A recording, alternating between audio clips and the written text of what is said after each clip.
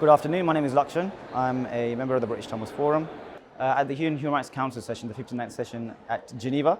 So we've been here throughout the week and we will be continuing to be here throughout next week. We'll be meeting the missions.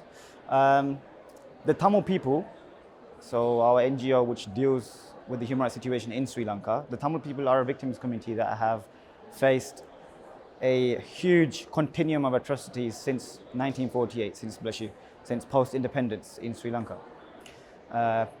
This includes many things that are not currently covered by the UN Human Rights Council, just because the main phase of the war which took place was in 2009. So most of the time when resolutions that take place in Sri Lanka, successful mandates that we've actually lobbied with the missions for, and with the High Commissioner's Office and with the Special Rapporteurs for, tend to refer to the LLRC period, which is 2001 to 2009.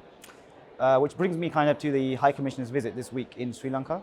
So the High Commissioner was actually set to visit in Sri Lanka after 9 years of requests of successful High Commissioners requesting to visit Sri Lanka, and successive governments using one response to the other to ensure it did not take place, actually visited in Sri Lanka this time with the welcoming of the new government, which had a pre-planned agenda, or diary you might say, for the High Commissioner to visit Trincomalee in the east, and also in Colombo, which is obviously the center capital area of Sri Lanka, and in more like certain other singular engagements, I believe.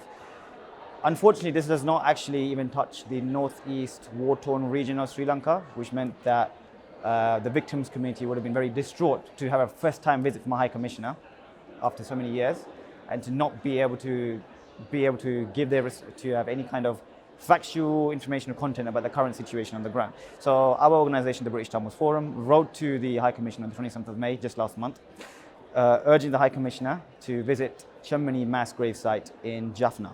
We urged the High Commissioner to visit two main places, so Chemmani and Mullawaikal. Now Mullawaikal, many people will know, especially the Tamil community, but many people will know, was the last phase of the war. It's Mullathievu. So that's where people would normally think about when they think about the last phase of war, and like people going through horrific situations, being bombed, having to hide their children underground, and there being snakes underground. So having to choose between either being underground with dangers there, or outside where the bombings were taking place in the no-fire zone. So this is well known, I believe. If not, it's on a Channel 4 documentary. Chemmani, on the other hand, did not take place during the 2000s, did not take place during 2009. It was actually in 1996, so somewhere around 1996, 1998 period. In fact, Chemmani is actually quite special because, again, the High Commissioner visited there. He actually stepped into the mass grave. And in this mass grave, you can find, in this particular site, around that area where the mass graves were, there was actually 3 infants who were blindfolded and tortured and killed in a very horrific way that was not a decent burial.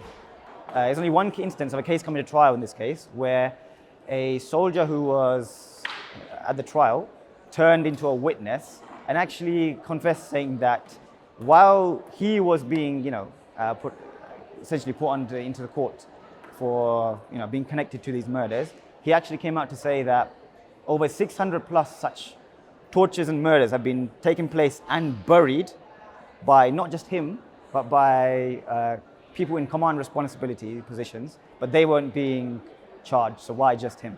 He turned a witness. So one of the things about Chemmani that's very special, and why we asked the High Commission to visit there as well as Mullawaikal, is because it talks about incidents that took place there, as I mentioned earlier, the LSR period, 2001-2009, which is mainly what the resolution is sent to look at. This is 1996. And the current OSLAP's mandate looks from 1948 all the way till now, right? So if you're only looking at just this out of the entire picture, the framework, this is one of the key reasons why Chemmani is so important, because it connects very well with the OSLAP's mandate, but it also connects well with the wider aim, which is to prove the patterns which have been taking place, as I mentioned, the historical continuum of atrocities.